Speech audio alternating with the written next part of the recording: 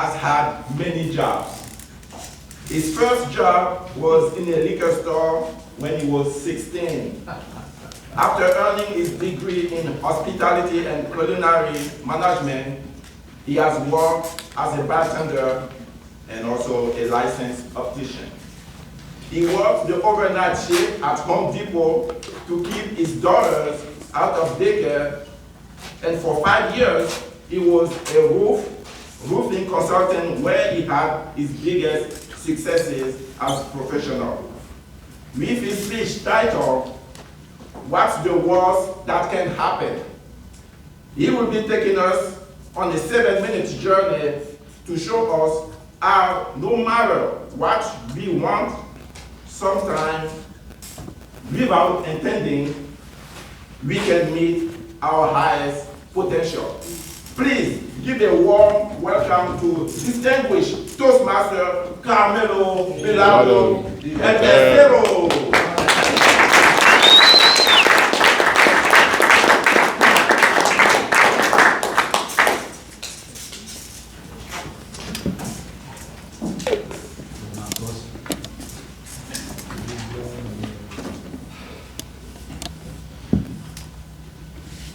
Overall, with a few exceptions, as a professional, my life's been about average.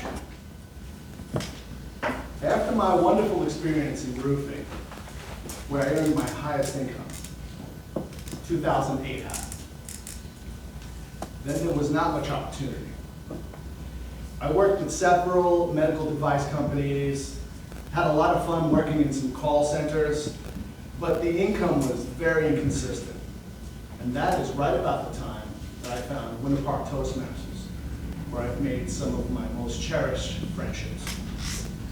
Mr. Toastmaster, fellow Toastmasters.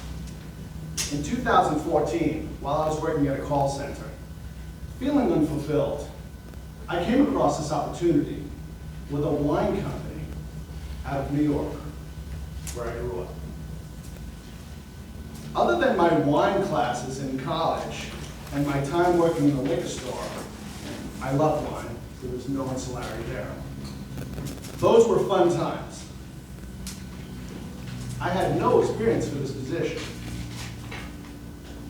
but I applied anyway.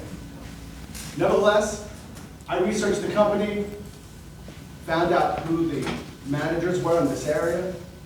I connected with them on LinkedIn, and I cultivated a relationship with these people before I applied, and basically told them, I'm your man. You need to look no further.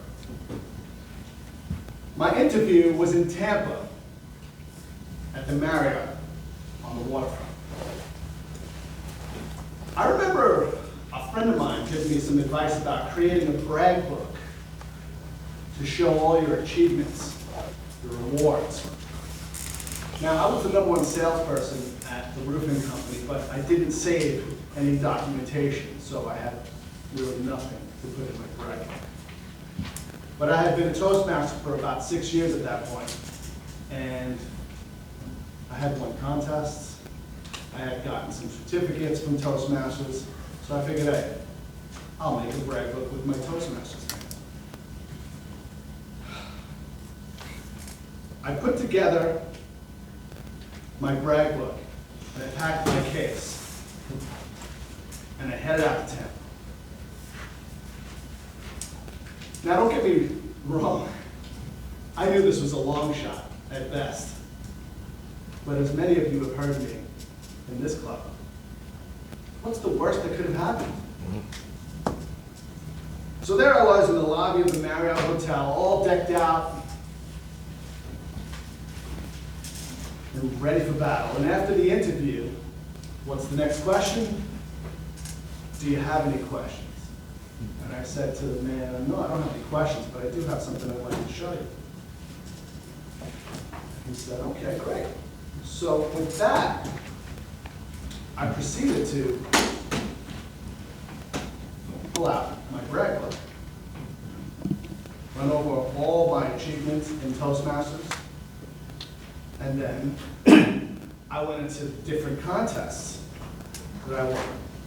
And I proceeded in the lobby of this hotel, by the way, proceeded to lay out many of my trophies. Each one with its own story. And as I'm telling the story, this guy's looking at me a little weird. So I asked him, "You've never seen anything like this before, have you?" And he confirmed, "This is the first time."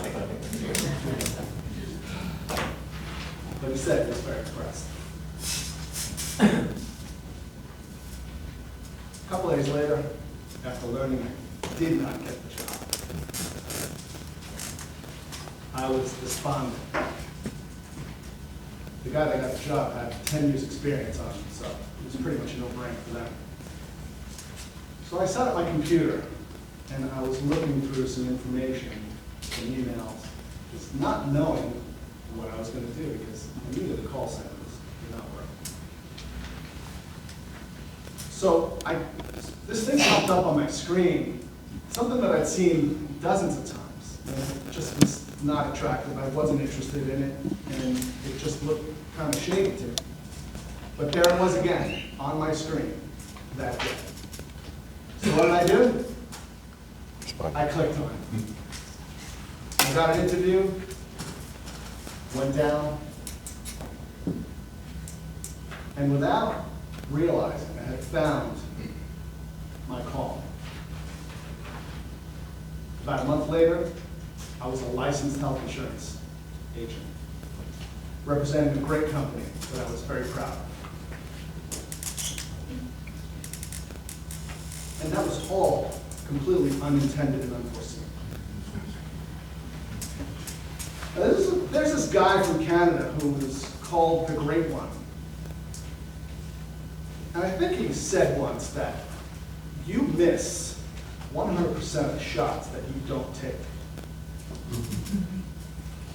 In baseball, the guys who hit the most home runs definitely have the most strikeouts. And there's this rule I learned about from a TED Talk recently that says if you keep trying, eventually you'll succeed. It's the 90% rule. And this rule states that you will fail 90% of the time.